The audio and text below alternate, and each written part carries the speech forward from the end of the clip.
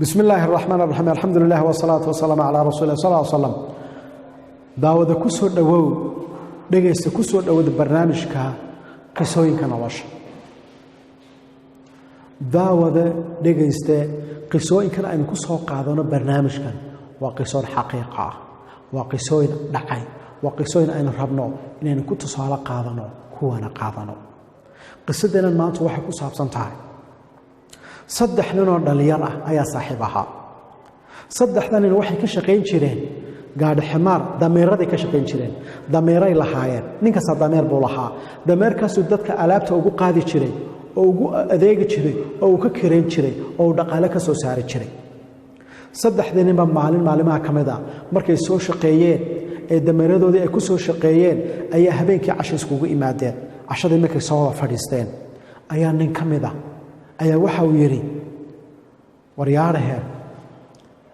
hadii aan noqdo khaliifada boqorka muslimiinta wadankan aynu joogno marka andoors bay joogan hadaan boqorka noqdo maxaad jeclaan lahaydeen inaan idin qabto ninka sida oranay magaciisa waxa la yiraahdaa Maxamed bin Aamir baa la yiraahdaa labadii kale waxay yiraahdeen diwaad iska riyoonaysa adigoo gaar ximaar la ah oo dameer la ah ayaad ku fakiraysaa inaad boqor noqoto adeer naga daa sheekada noocaas wixii ka soo qaada inaan noqdo boqorkii maxaan idin qabtaa waxay sadkeeyaan baa nin kamid ah wuxuu yiri hadii aad boqorka noqoto waxaad aniga ii qabataa horta waa inaad iibisaa runtii beer waanaad iibisaa aad weyn oo aad siisaa beer waanaad siisaa وإناد سحرة لو فرضا وإناد السيسا وإناد بقول شاريضات عاد السيسا وإناد بقول كنود محاها درهم عاد السيسا أو بقول كن أو ذهب عاد السيسا أنت مركو يري أيا ويري كي كاره أذوقنا كورا محاضرة تانا كوقبته وحرني أنا قم في العير نقول سبقره adigu waxba dameer kaga duwanidina kaga duwanide inaga dah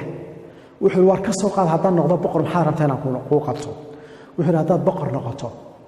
aniga inta dameer saarto waliba dameerka dabada ii sii jeediso oo ninna idaba dhigto ninkaas ha yiraahdo war ninkan waa dajaal waana khaa'in qof ka soo lagu arkana waa la xidhaya isagoo ag jooga ninkan ama la socda oo magaalada saygu wareejay aniga oo sidaa dheh inta markuu yiri ayuu kaasnayska aamus ninkiiba waxa dhacay subaxii waaga ma ku bariyay dameerkii uu iibiyay dameerkii markuu sidaa u iibiyay ayuu markiiba go'aansaday inuu ciidanka galo ciidankii buu galay ciidankii markuu galay uu dadaalay dadaalkii markuu dameerka la sameeyay jiray mid ka daran uu sii sameeyay wuxuu socdaba ninkii markii dambe wuxuu noqday ninka haysta booliska ayuu noqday markuu noqday ninkii ciidanka booliska haystay markuu noqday ayaa waxa dhacay boqorkii markay waqtiga jiray ayaa dhintay boqorkii markuu dhintay ayaa inan yar u dhalay ayaa leeyahay boqorka laga dhigo laakiin waxa leeyahay inan ka yar waa 10 jirba boqor ma noqon karo waa in loo sameeyaa inan kan yar almu'ayyid billah inan kan yar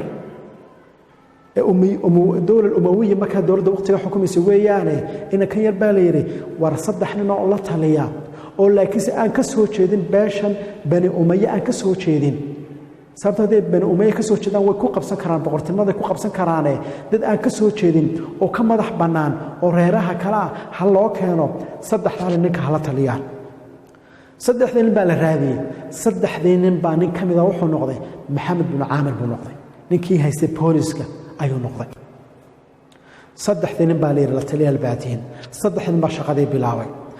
محمد بن عامر محوسمي وحرير فعل سمي إسلامتي بقر كان يرضى شيء يتوبن شركة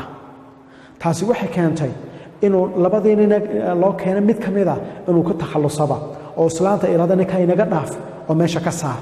سيدا نكا ماشى كساره نكي لبعض الصحة لنا وحسمي إن يرقود علي أيو نتيسو قوري كاسنا حدد بولا نقضي مركا محا صباحي ماشي كليجي بكا نقضي نكا معمولا kadib go'aamo soo saaray wuxuu soo saaray koob qasriga madaxtooyada in lagu soo wareejiyo qasrigii isagu deganaa in lagu soo wareejiyo waxaa kaloo uu sameeyey inuu dagaalo badan qaado oo muslimiinta wadano badan ku furanayo dowladdiisu ay sii ballaarato halka xalku ma ka marayso ayaa habeenada ka mid ah ayaa waxa uu sameeyey iyadoo sidaa loola fadhiyo ayaa nin askartiisa ka mid u yeedhay wuxuu ku yidhi waxaad samaysaa waxaad tagtaa meesha noocaasa meesha markaad tagto laba nin baad ku arki doontaa labadaa nin ximaar dameero ayay haystaan labadaa nin barta igu keen ninka askariga baa baxay bartii buu tagay labadii nin dameerada haystay ayuu bartii ku arkay waaba iyagiiba uu soo kaxeeyey markuu soo kaxeeyey uu kaya qasrigii madaxtooyada ee ninkii loo keenay ayuu ku yidhi ninkii markaa maxamed bin caamir baa wuxuu ku yidhi may garanaysaan waxay rabaan ku garanaynaa maxamed bin caamir baa tahay saaxiibka ayaa tahay leese aduna mana garanaysaa hawanadi garanayaa buu yidhi halkaa marka sheekadu marayso ayaa dadkii meesha ku fadhiyey ee meesha fadhiyey ayaa wuxuu ku yidhi labada nin isku dad baanu ahayn isku shaqaanu ahayn 30 sano ka hor dameerlayaal baanu ahayn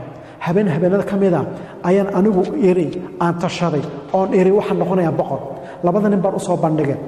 waxaan ku yidhi haddaan boqor noqdo maxaad rabtaan inaan idin qabto bal dhegeysta waxay yidhaahdeen adigu hebelo maxaad dalbatay waxaan dalbaday inaad isiiso muxuu ahaay beer weyn ood isiiso xarun dhan oo muxuu ahaay fardaa ood isiiso dahab isiiso ood isiiso jaariyado ayaan dalbaday kii kale ku yidhi adigu maxaad dalbatay kii kale wuxuu yidhi iga daa inaad waxaan dalbaday hay weydiine waxaan dalbaday wax fiican may hayne iga daa saaxiibtinimadana ilaali wuxuu yidhi sheeg may waxaad dalbatay wuxuu yidhi waxaan dalbaday in suuqa la geeyo gaari ximaar la isaaro dameer la isaaro suuqa la igu wareejiyo la yiraahdo ninkaas waa beenaale waa khaayin oo la yiraahdo qofkii lagu arkana waa la xidhaya muxuu ugu jawaabay wixii aad sheegatay baad maanta yeelanaysaa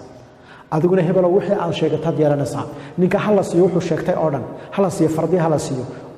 oo lacagtii hala siiyo oo hala siiyo beeri hala siiyo ninkana wuxuu sheegtay hala siiyo suuqa hala geeyo sida lagu sameeyo si uu ogaado ilaahay wax kasta inuu karo dawda qisadana waxay tilmaamaysaa haddii aad hadaf yeelato haddii aad nolosha qorshe ka yeelato waad gaari kartaa qorshe haddaad dejiso saxa oo macquul ah oo xadidan oo la qiyaasi karo